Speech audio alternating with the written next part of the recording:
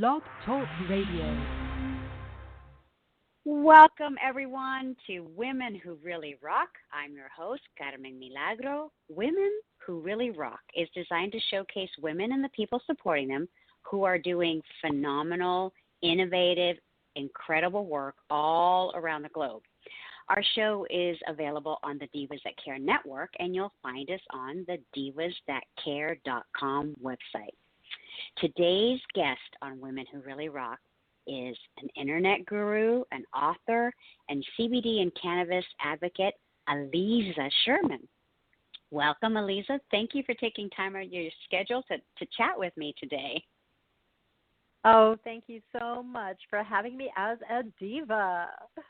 Yes, I'm so excited that you are able to join us, and it's the perfect, I think, segue. I mean, you're not just a diva, a wonderful diva at that, but you're also a pioneer, and not just one industry, but at least two that I know of. You're a pioneer in the cannabis and CBD space, right, for a couple of reasons, and we'll get into that a little bit later. But you've been a pioneer before.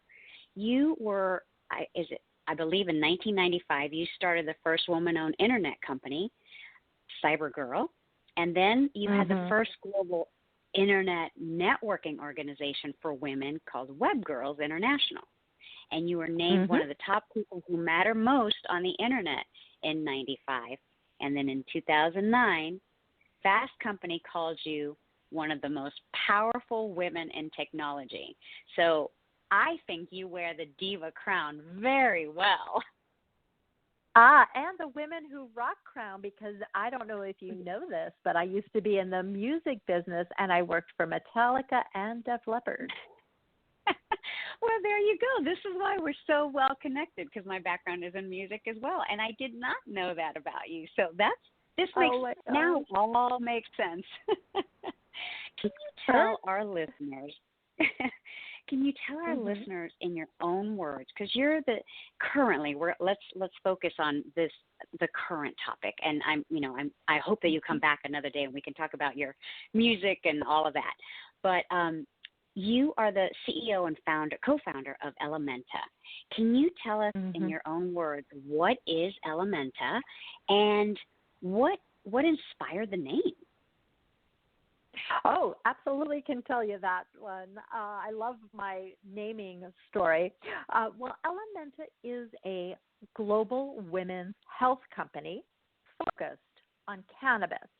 So we educate, we inspire, and we help connect women to the quality products and the trusted brands and experts while they're on their cannabis journey. So they might just be exploring cannabis as an option for their own health and wellness. They might be caregiving for a loved one or a friend. They are looking for good information, and Ellementa produces that great information and connects them with really great companies and products. Now, the name, El, French for her, and Menta is Spanish for mind. So her mind, Ellementa. We went through so many naming ideas. We took different words and mushed them together. We looked at all kinds of words around women and health in all kinds of languages, including Sanskrit. I mean, we were just putting it all together, piecing it all together. I mean, it was quite an exercise in creativity. And it wasn't until we got to Ellementa that it just felt so right. It's about our intelligence as women, our intuition as women, and the education piece of it that is so important when we talk about cannabis and CBD. Absolutely. I 100% could not agree with you more. I mean, you're breaking barriers, right? Because you're taking this on a whole global platform, but you're also a pioneer in the sense of from what I can see and what I've researched and what I know, there's very few Latinas in this space, that are doing what you do. I mean, you're curating information and products. And what has that experience been like for you, being Latina, in the creation of Ellementa? I get, you are sourcing the name Ellementa from the Spanish language. But being Latina, are there stigmas, are there stereotypes that you've encountered in this process? Well, I do think so. So this is a really layered question and situation. So first of all, I'm of Mexican descent, and I really identify with my Hispanic side of my family, my mother's family. My abuelita was very much into natural remedies. However, we all know from the history of cannabis that particularly Mexicans were vilified as bringing this evil weed into the country. I mean, that was the propaganda. So there's a lot of politics behind the vilification and later the criminalization, and the full illegality of cannabis was not based around anything other than greed, and Hispanics were often the scapegoat of all that propaganda. So that is some history that's really entrenched in even the use of marijuana as the name. That's why a lot of us are using cannabis. Okay, so there's that piece. There's also the piece that people of color are the ones who are mostly in jail for possessing cannabis or selling cannabis, and are still in jail. And so there's that whole piece of the social justice part of it, where the Hispanic community and the African American community have been really decimated by this unreasonable approach to cannabis, and so that's hard. There's also the cultural piece of it too, right? There's, I mean, on the one hand, our families would say that cannabis or marijuana is evil, it's the devil's weed, it's bad. And on the other hand, they're growing it in the backyard. Shh, don't tell anybody. Just take some of this tea. And it becomes a tonic and a natural remedy. I found out just the other day from my aunt that my grandmother used to use a cannabis salve on her knees. And so I'm thinking, on the one hand, everyone says it's so bad, and yet they're also using it because they know it works. Well, and isn't this something that I've also had discussions with, and just I'm Latina as well. My parents were both from El Salvador, and so we've had conversations about the curanderas and the applications of plants, and you grow it in your garden and the benefits of certain plants. And back when we were all in a different frame of mind in different types of societies, this is what our ancestors did. They went out and looked at plants, what helps for the for the headache and pain and everything. Really, from the start of humanity, in my opinion, was plant based. So, like you said, just this whole idea of greed and politics and this whole propaganda, it's been damaging to the point of in my opinion, we've gotten so far away from natural remedies, including cannabis, including hemp, that the preference and the understanding is, it's natural, so it can't be as effective. It's natural, it's not as good as the synthetics. And wouldn't you say that part of the problem that we're having with the opioid crisis is because we're so far away from our basic, natural tendencies to use plant-based remedies? Well, I think that the opioid epidemic is stemming from also a lot of greed, also a lot of politics, a lot of lobbying. When you take a plant, so if you think about it, many of our medicines initially came from plants. There is a reason and a place for some manipulation or synthesis of these plants to produce better medicine. But there's also massive amounts of greed at that level, where it's not about curing, it's not about healing. It's about making money. And how can we continue to perpetuate this idea of illness and sickness, and that the only thing that you can do to get better is to cover it up with this medicine, which causes those side effects. So then you need that medicine to fix those side effects, and then that one causes worse side effects. So you need another medicine. They call it polypharma, I believe is the technical. So there's a word for that. I call it crazy. It's just awful what we're used to. This is not natural. Yes, and then exactly. And I agree with you. I think it's marketing, it's politics, all of that. Now, I know that you in your company and the way that you are approaching things and the educational component, you've authored several books, not just in this realm, but other books as well. I think, correct me if I'm wrong, 12 books. So the latest, good. I found that number somewhere. I pulled it out of somewhere. But the latest is entitled, circling back to what we're talking about today, the latest is entitled Cannabis and CBD for Health and Wellness.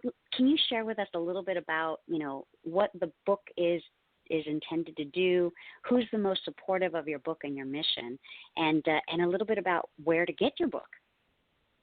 Well, you can get the book at any fine bookseller. I would encourage you to go to your independent bookstore if you still have one nearby and ask them to order it. That would be a wonderful way of supporting them and supporting us. Great and the book idea. is also available. Yeah, it's also available in all of your typical online booksellers as well, including the biggie, so everyone knows what it is. I don't have to say it. So you can certainly buy it everywhere. It's a Random House imprint called 10 Speed Press, a wonderful publisher. So when you open this book, the first reaction we see from people is, oh my gosh, it's beautiful. You don't even think that that's going to be the reaction. Right. But it is. It's a beautiful book. The paper, the font, the photography. 10 Speed Press was really looking to create a book that people would love to have, not just would need to have or want to have, but would love to have. And they've succeeded. It's a beautiful book. It's also filled with all of the basic information. Thank you. It's filled with all the basic information that anyone on any path toward cannabis wellness could use.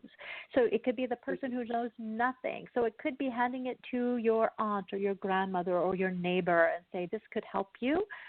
Please read. And it's friendly, it's accessible. But also the person who has been enjoying cannabis recreationally for years, but now has arthritis and is wondering, well, can I take something a little bit differently and address my condition?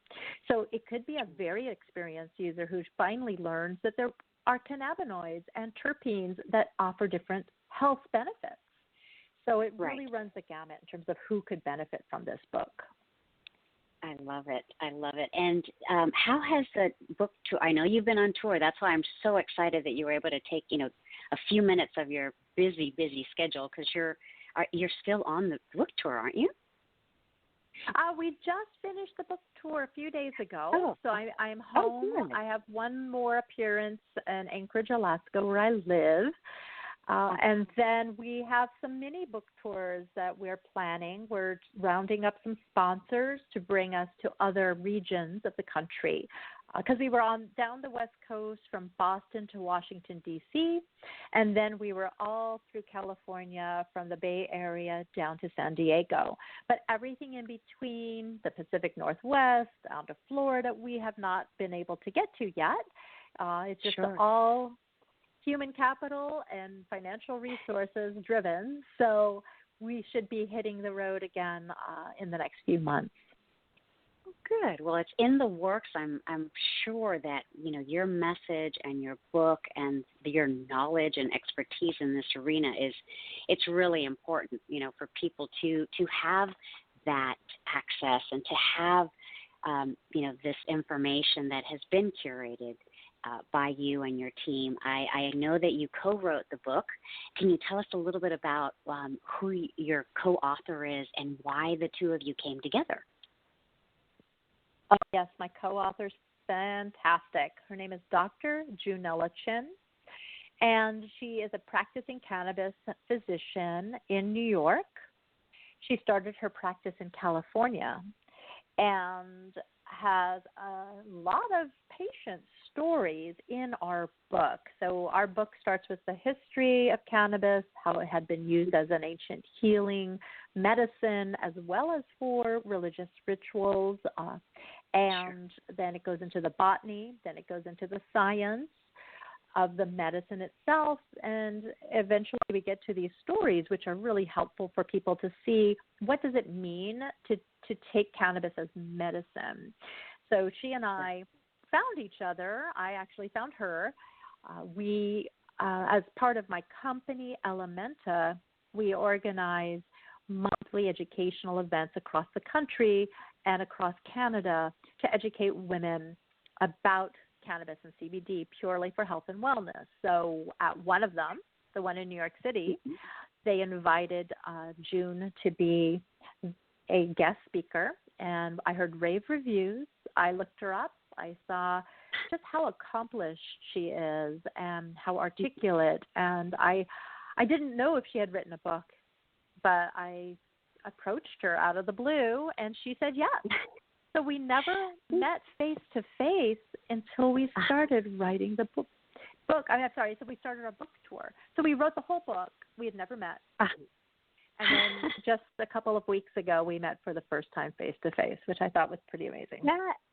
That is amazing, because that's the whole thing, right? That first of all, the lesson that I'm hearing here is, you've got to reach out to people, and we have the methodology to do that, especially when it's something so important that you're so passionate about. And we have the ability now to do that. We don't have to do it in these sequestered bubbles. We can really reach out and connect with other people, and that's part of being in business, right? It's about hey, let's go forward. How do we move this? How do we get our message out there? I would love to just sort of, before we wrap up, and again, thank you so much for your time. I know that you're super busy. But how do people connect with you and get your book just one more time for them, so that they have this information before we let you go? Sure. To connect with me, I'm especially on Twitter at Aliza Sherman, ALIZASHERMAN, but also on Instagram, on Facebook. I'm sort of everywhere. I've been living on the internet since the late 80s. Yeah. But also there's Ellementa. So it's ELLEMENTA, woman, singular. Ellementa woman, on all the social networks that you might suspect we'd be on. So especially Instagram. Instagram is a great place for cannabis companies and those who are interested in cannabis. It's a great place with a lot of educational posts on there. But we're everywhere. We're everywhere we can be. So that's how you find us. And then, good. And Ellementa.com, of course. Of course.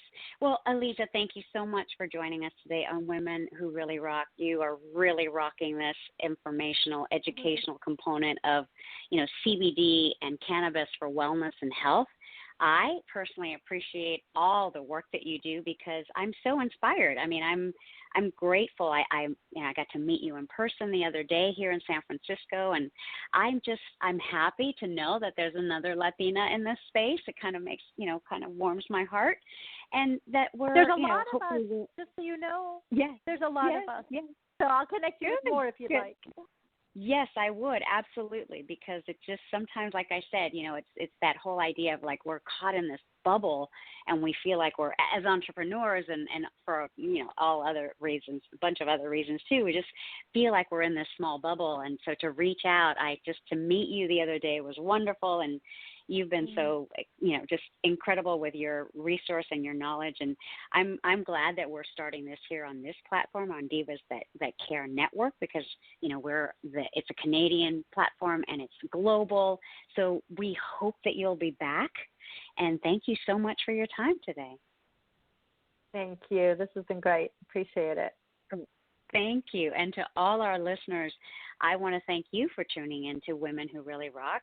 We want to be able to uplift and inspire and bring you education while we showcase other women and the people who support them who are doing, they're doing service work for us all. So thank you. I hope you're really rocking it too. And remember, you can find us here on the Divas That Care Network, and the website is www.divasthatcare.com.